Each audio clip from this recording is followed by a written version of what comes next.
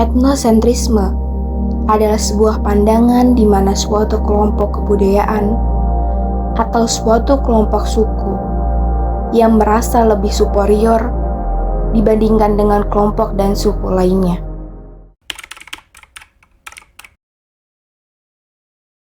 Pendapat saya pribadi, kalau kita membicarakan keunggulan antara suku dan ras masing-masing, apalagi berbicara dengan keunggulan, itu sungguh diskriminatif ya. Lebih baik kita menghindari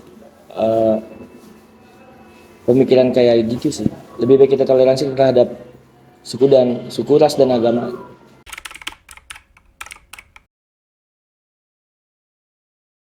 Oh sangat dong.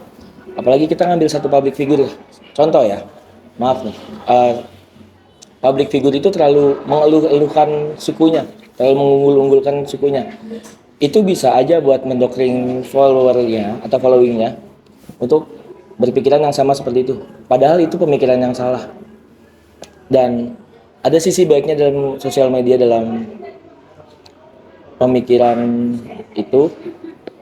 Contoh tentang postingan keunggulan suku-suku lain. Jadi kita nggak bisa berpikir secara perspektif kalau suku kita tuh lebih unggul dari suku lain. Itu nggak bisa.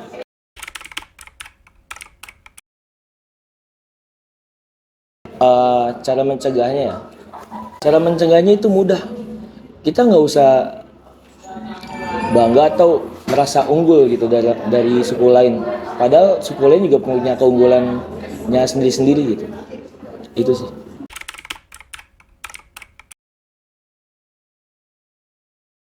Ada dong.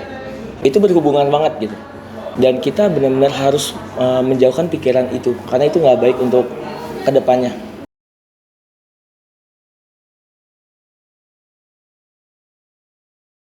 Stereotype adalah penilaian atau pandangan kepada seseorang atau kelompok mengenai keyakinan individu tentang karakteristik dan atribut suatu kelompok sosial yang dibuat berdasarkan persepsi sendiri. Istilah mudahnya disebut dengan jangan menilai orang dari penampilan luarnya saja.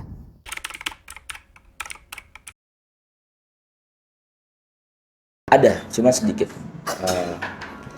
Maaf ya, saya kan dari suku Jawa ya. Stereotip yang ada di dalam suku Jawa itu rata-rata positif, kayak ulet, kerja keras, nggak gampang menyerah.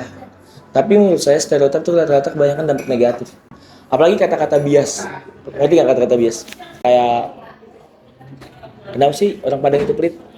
Itu menurut saya itu bukan dari sukunya, tapi dari individualismenya. Menurut saya stereotip itu harus dibuang jauh-jauh.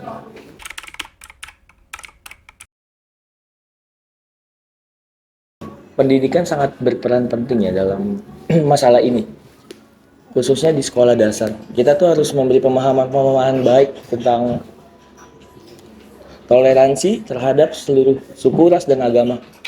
Jadi menurut saya yang sangat berperan penting dalam hal ini itu di sekolah dasar untuk bekal dia nantinya ke depan.